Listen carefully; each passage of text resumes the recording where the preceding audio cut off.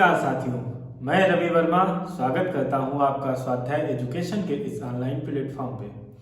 आज हम लोग बात करेंगे एक खबर के साथ। खबर है भूकंप से संबंधित। अभी कुछ देर पहले आए भूकंप में 44 लोगों की मौत हो गई। ये भूकंप कहाँ पे आया?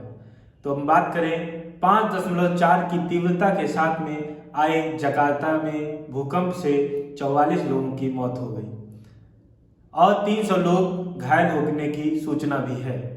रेस्क्यू टीम ऑपरेशन में लगी हुई है और उम्मीद करते हैं कि लोग सही सलामत बाहर निकल आएंगे। तो हम बात करते हैं कि भूकंप हमारी परीक्षा की दृष्टि से भूकंप कैसे महत्वपूर्ण हो जाता है। हम कोई भी परीक्षा देखते हैं तो उसमें जीएस में भूकंप से संबंधित एक आधा क्वेश्चन हमको मिल ही जाता है। किस तरीके से क्वेश्चन बनते हैं, आखिर भूकंप है क्या, हम सारी चीजों पे एक संक्षिप्त रूप में चर्चा करेंगे। तो चलिए जानते हैं भूकंप। भूकंप की बात करें तो भूकंप है क्या? भूकंप का अर्थ है पृथ्वी में कंपन या पृथ्वी का कांपना। पृथ्वी का यूं अचानक कांप जाना ही भूकंप है, अगर हम सरल भाषा में बात करें। तो भूकंप आखिर ये आता कैसे है? हम लोग भूगोल की दृष्टि से अगर बात करें तो भूगोल की दृष्टि से हम लोग देखते हैं कि पृथ्वी 7 बड़ी प्लेटों से और कुछ 20 छोटी प्लेटों से मिलकर इसका जो धरातल है या इसका आवरण जो है वो निर्मित हुआ है। नासा भी 100 प्लेटों को मानता है, लेकिन हम लोग एनसीईआरटी के अकॉर्डिंग चलेंगे कि एनसीईआरटी जो है वो 20 बड़ी प्लेटें और लगभग 20 जो है वो छोटी प्लेटें और 7 जो है वो बड़ी प्लेटों से मिलकर धरातल का यानी कि ऊपरी आवरण को बनाता है। ऐसी बात एनसीईआरटी करता है, तो हमको एनसीईआरटी के अकॉर्डिंग चलना है।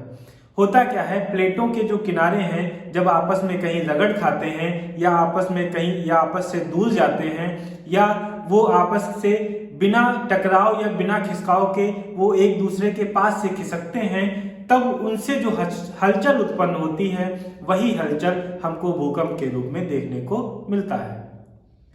आखिर ये भूकंप किनारों पर ही देखने को क्यों मिलता है? तो हम बात करें अगर प्लेट की, तो प्लेट के किनारों से जानने से पहले हमको जानना होगा कि प्लेट है क्या।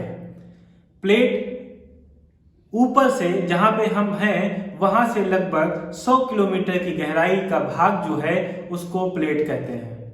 कहीं पे आपको 33-30 किलोमीटर भी मिल जाएगा, जिसमें आपको एस्थेनोस्फेयर और लिथोस्फेयर दोनों का सम्मिलित रूप जो होगा वो क्या है?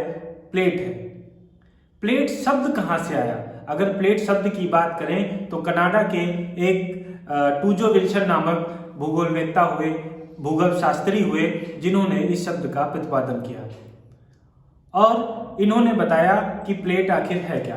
तो प्लेट को हमने देखा, फिर ये जब प्लेट के किनारे जो होते हैं, किनारे कहीं पे तो टकराव होगा इनका और कहीं पे ये दूर जाएंगे, और जहां पे टकराव होगा और जहां से ये दूर जाएंगे तो कुछ ना कुछ आप देखते हैं, कुछ ना कुछ हलचल जरूर होगी, और जब हलचल होगी तो उसी को हम लोग बोलते हैं भूकंप।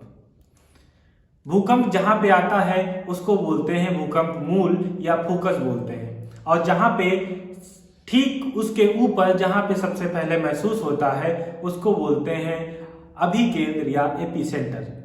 भूकंप जब आता है तो उससे तीन तरीके की जो है वो किरणें निकलती हैं या तरंगें निकलती हैं। पी वेव्स, एस वेव्स और एल वेव्स। पी माने प्राथमिक, सेकेंडरी और लव वेव या धरातली तरंग इसको बोलते हैं। इसमें अगर सबसे ज्यादा वेग की बात करें तो आपका पी वेव होगा, और जो पी वेव है वो जल, स्थल, ठोस, द्रव, गैस तीनों अवस्थाओं में गमन कर सकती है, जबकि एस वेव जो है वो सिर्फ और सिर्फ ठोस में गमन करेगी। इसके साथ अगर हम बात करें धरातली तरंगे, तो धरातली भी तीनों रूपों में, ठोस, द्रव, गैसों में ये गमन करती हैं, लेकिन ये जो है ये सिर्फ धरातल के ऊपर ही काम करते हैं। भूकंप में हम देखते हैं कि बहुत ज़्यादा जो जैसे हमारे आस पड़ोस की चीज़ें जो है बिखर जाती हैं, टूट जाती हैं, इनसे जो नुकसान हो जाता है ये किन किरणों से होता है? इन पे सबसे ज्यादा जो प्रभाव डालती हैं वो एल वेव्स डालती हैं, यानी कि धरातली तरंगें। जो नुकसान देखा जाता है या जिनसे चीजें बिगड़ती हैं वो सारी धरातली तरंगों से ही होता है। तो ये तो थी भूकंप के बारे में कुछ महत्वपूर्ण जानकारियां। बने रहिए स्वाध्याय एजुकेशन के साथ ऐसी ही महत्वपूर्ण जानकारियों के लिए। धन्यवाद।